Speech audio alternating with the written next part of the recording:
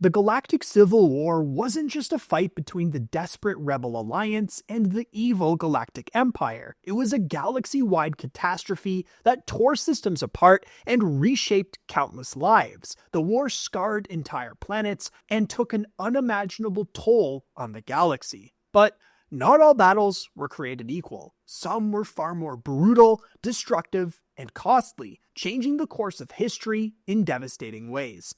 These are the 10 worst battles of the Galactic Civil War. The Battle of Scarif was the desperate operation that truly ignited the Galactic Civil War. The tropical planet housed the Empire's top-secret data archives, including the Death Star plans, a critical piece of intel the Rebellion needed to plan a strike back against the superweapon. Rogue One, a team of Rebel operatives led by Jyn Erso and Cassian Andor, infiltrated the heavily fortified world. The mission quickly spiraled into a brutal fight as Rebel ground forces stormed the beaches, while Admiral Raddus led the Rebel fleet against the Empire's blockade.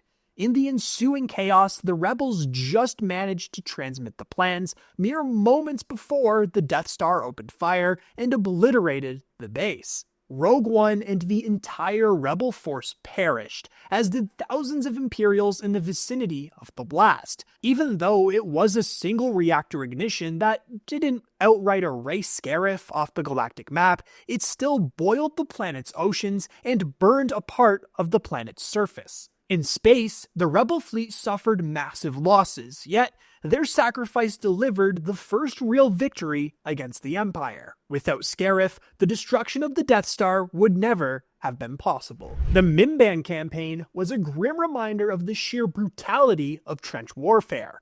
Known for its unforgiving mud-soaked terrain and ceaseless rain, Mimban was a critical planet due to its abundant hyperbaride mineral resources, which both the Empire and the local Mimbanese Liberation Army sought to control and mine. For the Empire, this battle was another step in its relentless expansion, with countless swamp troopers and wet weather gear stormtroopers deployed against Mimbanese guerrilla fighters who resisted fiercely. Soldiers on both sides faced suffocating mud and the endless sound of blaster fire in the foggy swamps. The swamp itself became a no-man's land, claiming as many lives as the firefight. Among the Imperial forces was a young Han Solo, serving in the Imperial infantry before his eventual defection. This battle became a turning point for Solo, showcasing the Empire's disregard for its own troops and the sheer chaos of war. The liberation of Lothal was a critical engagement that showcased the power of localized resistance against the Empire. For years, the people of Lothal endured Imperial occupation, as their planet was exploited for its natural resources to fuel the Empire's war machine. The construction of the Imperial TIE Defender program, led by Grand Admiral Thrawn, further cemented the planet's strategic importance. The turning point came when the Ghost crew, led by Ezra Bridger, launched a daring plan to liberate his home world. What began as covert operations escalated into a full-scale uprising. With the help of Phoenix Squadron, the Lothal Resistance, some Purrgil, and Loth Wolves along with a few other allies, the rebels dismantled Imperial operations across the planet. In the end, Ezra Bridger confronted Grand Admiral Thrawn in a tense showdown, sacrificing himself and sending Thrawn's flagship to another galaxy, ensuring the Imperial Dome's destruction and the planet's liberation. The Battle of Yavin marked the first major victory for the Rebel Alliance and the destruction of the planet-killing Death Star. After stealing the Death Star plans in the previously mentioned Battle of Scarif, the rebels learned of the station's vulnerability, a small thermal exhaust port leading directly to the main reactor. With the Death Star en route to destroy the Rebel base on Yavin's fourth moon, time was of the essence, and the Rebels scrambled their forces for what felt like a desperate last stand. The Rebel fleet, composed primarily of X-Wings and Y-Wings, launched an attack against overwhelming Imperial forces. The battle was a chaotic mix of dogfights and bombing runs, as Rebel pilots braved relentless fire from the Death Star's turbo lasers and defending TIE fighters. Heroes like Biggs Darklighter and and Jack Porkins made the ultimate sacrifice, paving the way for the final assault. The mission culminated in a daring trench run led by prospective Jedi Luke Skywalker, with Han Solo and Chewbacca providing critical last-second support in the Millennium Falcon. Luke's use of the Force to guide his proton torpedoes into the exhaust port triggered a chain reaction, obliterating the Death Star and saving the Rebel base. Though the Rebels emerged victorious, the cost was steep. Many brave pilots and personnel gave their lives, and the victory painted a massive target on the rebellion. Still, the Battle of Yavin sent a message to the galaxy. The Empire was not invincible. The Great Purge of Mandalore was the Empire's final ruthless response to Mandalorian resistance, less of a battle and more of an annihilation. Following the planet's liberation from Imperial occupation by Bo-Katan Kryze and her allies, the Empire retaliated with a campaign of total slaughter, an event now remembered as the Night of 1,000 Tears. TIE bombers carpet-bombed the surface and turned the once vibrant planet into a barren wasteland. Gunships armed with repeating blasters wiped out fields of Mandalorian recruits, with KX security droids and Viper probes following to pick off any stragglers. The planet's surface was reduced to glass-like fields of scorched earth. This act of genocide was not only a punishment, but a brutal demonstration of the Empire's willingness to crush any opposition. The Darksaber, a symbol of Mandalorian unity, was surrendered by Bo-Katan to Moff Gideon of the Imperial Security Bureau, though this didn't end the campaign as he had promised. Survivors of the Purge were forced into exile, with many Mandalorian clans splintering into isolated groups, adhering to strict traditions in secrecy. The scars of the Purge lingered for generations, as the planet was considered a cursed world by many. The volcanic world of Sullust set the stage for one of the Rebel Alliance's most desperate and costly battles. The Siege of Inyusu Tor was part of Operation Ringbreaker, a campaign to disrupt the Empire's control over Kuat Drive Yards. The Twilight Company, known officially as the 61st Mobile Infantry, led the charge to seize the Inyusu Tor processing facility, a key Imperial mining site on Sullust. The rebels initially succeeded, flooding the facility with magma to sabotage Imperial operations. However, their triumph was short-lived. An Imperial ambush downed the rebel corvette Thunderstrike, leaving Twilight Company stranded amidst Sullust's treacherous terrain. Against overwhelming odds, Twilight brokered an alliance with local resistance fighters, strengthening the rebels' position. As the Empire counterattacked, Twilight Company desperately used the planet's molten landscape as a weapon, redirecting lava flows to hold off Imperial forces. Their ingenuity and determination ultimately forced the Empire into retreat, securing a hard-fought victory. The Siege of Inyusu Tor stands as a testament to the Rebel Alliance's grit and resourcefulness. The Battle of Hoth is one of the most iconic and devastating confrontations of the Galactic Civil War.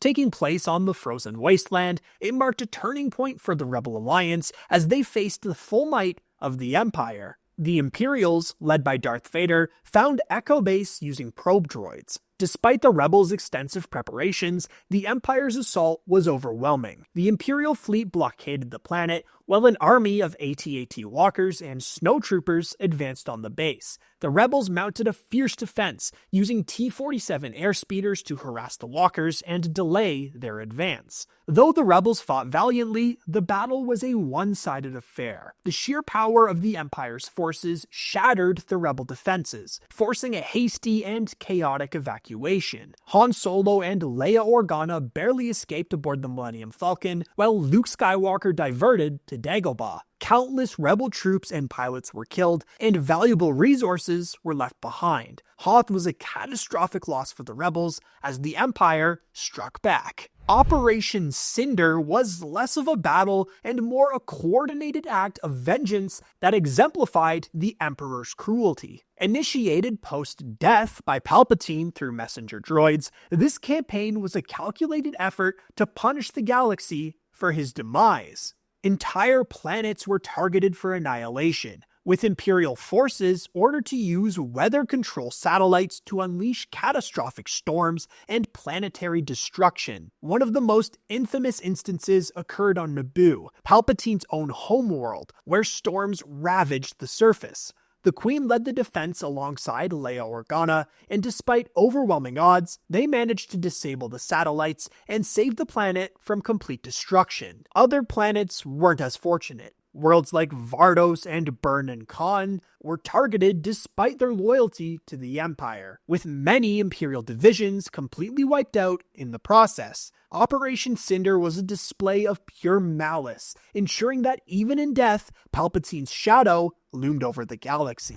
Aiming to bring upon an end of the war, the fledgling New Republic set its sights on Kuat Drive Yards, one of the Empire's most critical shipbuilding facilities. Responsible for producing much of the Imperial Navy, including Star Destroyers, control over Kuat was essential to cripple the remnants of the Empire and secure the New Republic's future. The campaign, led by Admiral Akbar and Commodore Krista Agate, was a grueling multi-week assault. The New Republic launched precision strikes on fuel depots, supply lines, and key sensor arrays, gradually dismantling the Empire's formidable defenses. The battle wasn't without cost, and casualties were high on both sides, but the New Republic's strategy of surgical strikes proved effective. With the Empire unable to replace its fleet at the same scale, the victory at Kuat marked a significant shift towards the end of the war. The Battle of Jakku was the climactic confrontation that marked the official end of the Galactic Civil War. Fought on the barren desert world of Jakku,